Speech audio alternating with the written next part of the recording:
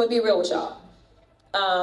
There is always a consistent concern about cartels, and they're using drones. So why are we building a wall? That was the point I was trying to get to. I took the long way around it, my bad, right? Right. And then we have, you know, Hegseth, child. Okay, so it's a lot to say about him, but long story short, there is a lack of communication when it comes to the leadership at the top, and so that's why your airspace was shut down. But there is always a concern about the cartels. Again, this goes back to my criminal defense experience. I can tell you that they've been dropping drugs into prisons and everything with drones. They've been going over fences for a very long time. So why are we worried about a wall? So let me tell you the things that we need to do and the things that we were trying to put into legislation to do before somebody said don't pass the legislation. Number one, it was about making sure that we can make the investments as it relates to drone technology so that we can not only better surveil the border and cover more space, but we also would have the technology to determine whether or not there is drugs and that kind of stuff. So we would be able to do that. Let me be clear, I also don't have a husband or kids. Because there are people that say, do whatever with me, but you coming for my kids. Yeah. We've had Republicans that have quit. We've got Democrats that have quit. Because it is dangerous. That is honestly the biggest challenge right now to actually facing this regime, is people in closed door meetings have said, I am sorry, but I am scared. I don't really know. Again, I'm the child of a preacher. And so fear. All right. I personally believe that if we don't have accountability, then we really don't have anything. Now let me explain this to you. I think ICE is our best example of this. Because right now, there are other federal agents who have similar uniforms to ICE that are now trying to change their uniforms. Because when people see ICE officers, they believe that they are up to no good. So the reason that I say accountability matters is because you need to get rid of the bad apples, because they will do what to the bunch? They will, exactly, right? So that's what accountability does. Welcome back. Thank you for tuning in. Let's just dive right into this one. We know Congresswoman Jasmine Crockett. We know her. She is a fighter. She ain't giving up. She is pushing so hard for Texas to turn blue. But do y'all think Texas is about to turn blue? Do you think Texas is about to turn blue? She got a masterclass of how to bring voters out, people that they just tune out, that they do not want to vote, they didn't want to have anything to do with election. This lady right here, Jasmine Crockett, Congresswoman Jasmine Crockett, she got a way to bring everybody out, and she is breaking the record. But the question right now is, are we going to see Texas on blue? Because Democrats, they have been pushing this for a very long time. And Republicans ain't letting them. Republicans ain't giving them the time, ain't giving them the opportunity. You know what I mean? But this time around, the number is moving too close. Even Republicans are scared. Let's listen more to Jasmine Crockett. Listen, I am so honored to be here. Y'all know that I love this church and I love y'all's pastor. I really do. And we are in the final days of voting. And I just wanted to say that I honestly have been so encouraged by seeing what y'all have been doing. Let me tell you about how y'all been acting up. Since supposedly y'all ain't sophisticated.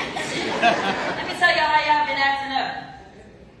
I just got the numbers today. Just got the numbers today. Early voting out of Tarrant County.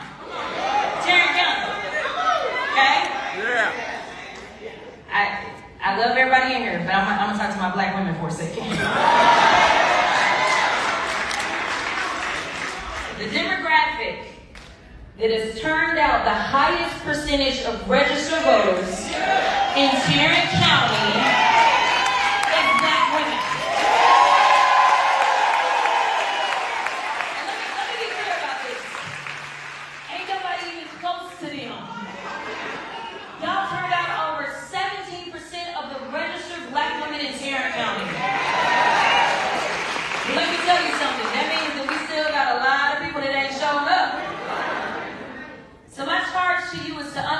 the moment that we're living in. It is truly life or death. I know every election cycle people try to act as if it's life or death, but I'm here to tell you it is. I'm here to tell you that literally they were trying to figure out how many people were going to die as they were cutting health care in the big ugly bill. I'm here to tell you that there really are people that are starving in this country and in this state because of their policies, because they think $6 a day to eat is just too much for some people. While at the same time, Elon Musk gets $8 million a day from our federal government. And y'all know what just happened only a couple of days ago. How many of you know someone who serves in the armed services? We all know or love someone. This ain't a game. And it's not time to play lives. This is serious. If you didn't understand how serious it was once he swore in, I hope you get it now. I'm here to tell you that whether you are physically with me or not in DC, you are always in my heart and on my mind. When I am writing policies, it is for you. The last thing I'm going to say, because I know y'all got to move on, is while I haven't necessarily met everyone that is here today, raise your hand if your health care premiums went up. Y'all see that? I knew that. I tried to warn against this. I tried to appeal to the better senses of my colleagues on the other side of the aisle. They just seemingly didn't care. So yes, I will clash with folk when it's time to do so. But I actually govern as well. I am so honored to represent Grand Prairie. I have brought millions and millions and millions of dollars home to make sure that I could take care of y'all. I am here to tell you that many people have told us what we couldn't do. But they don't know whose I am. And while they may pretend to know scripture, we all know that weeping may endure for a night, but joy comes in the morning.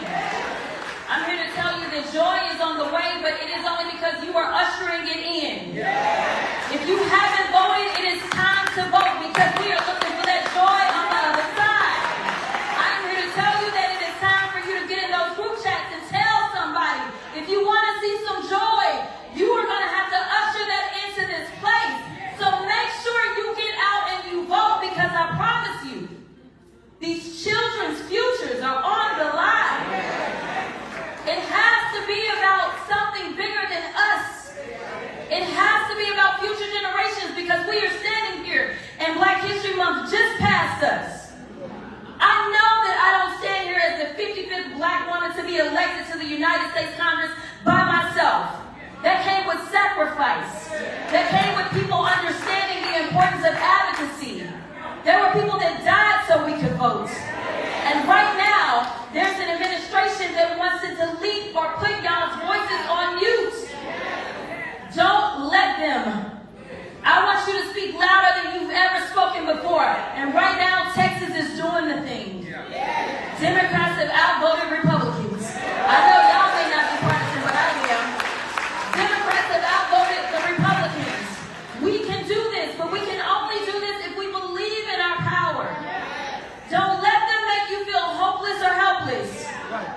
We are the ones that we have been waiting on. So let's get it done.